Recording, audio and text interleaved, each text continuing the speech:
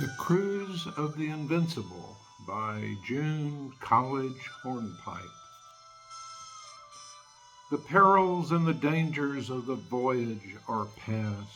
At the Colorado River we'd arrived at last, the sails being furled and anchor cast.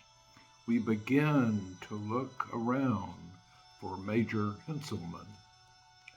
O'er the mild mountain ways where the ship careened through storms and tempests, the most exciting scenes, we had sailed from San Diego with a load of pork and beans to comfort the bowels of Major Henselman.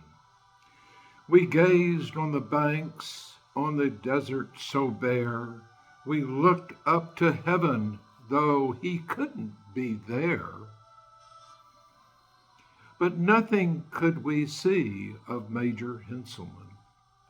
From the summit of the topmast we looked round the bay with a strong refracting telescope, and every other way there was nothing to be seen, and we gloomingly did say, "What the devil has become of Major Henselman?"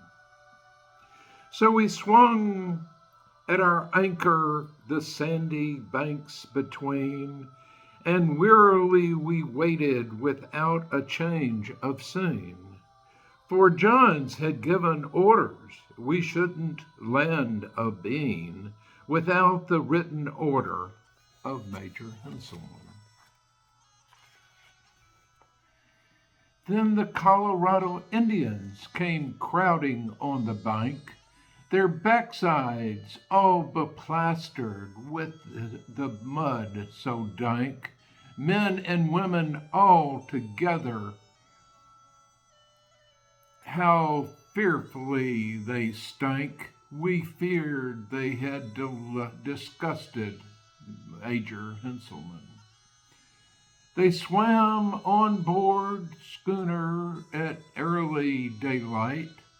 They gobbled pounds of hard bread and pork at a bite. They guzzled the molasses. Oh, it was an awful sight to see the rations disappear of Major Henselman. Higher up the river, our schooner could not float, so we seriously considered going in a boat. But we first tried the method of sending a note by a nasty-looking chief to Major Henselman. Of pantaloons and blankets we made him quite a frack. With pork and hard bread we filled his sack.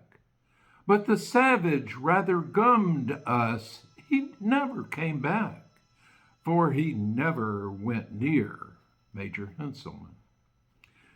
The patience no longer a virtue could seem. We each took a rope and selected a beam, when we all at once saw a boat paddling downstream, and before our eyes appeared Major Henselman. He said some men had sent the rations to obtain, but the landing them at present was utterly in vain. Then he got in his boat and paddled back again. And that's the last we saw of Major Henselman. Then the spring tides rose some 20 feet or more, and the water rushed up with the devil of a roar. We lost both of our anchors and tied up to the shore while waiting for the men of Major Henselman. Then, as time passed away in one continuous worry, till just as hope had left us, appeared Lieutenant Murray, who landed all the rations in the most prodigious hurry, and triumphantly he put for Major Henselman.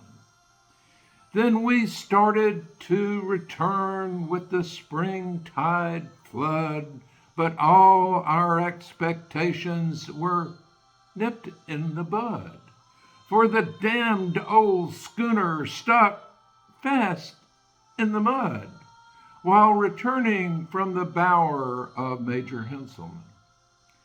So on a high mud bank here we lay, with the prospect of our being forever and a day. And there is not a man here but would forfeit his pay if he'd never seen or heard of Major Henselman. This is by June College Hornpipe, a pseudonym of George Horatio Derby.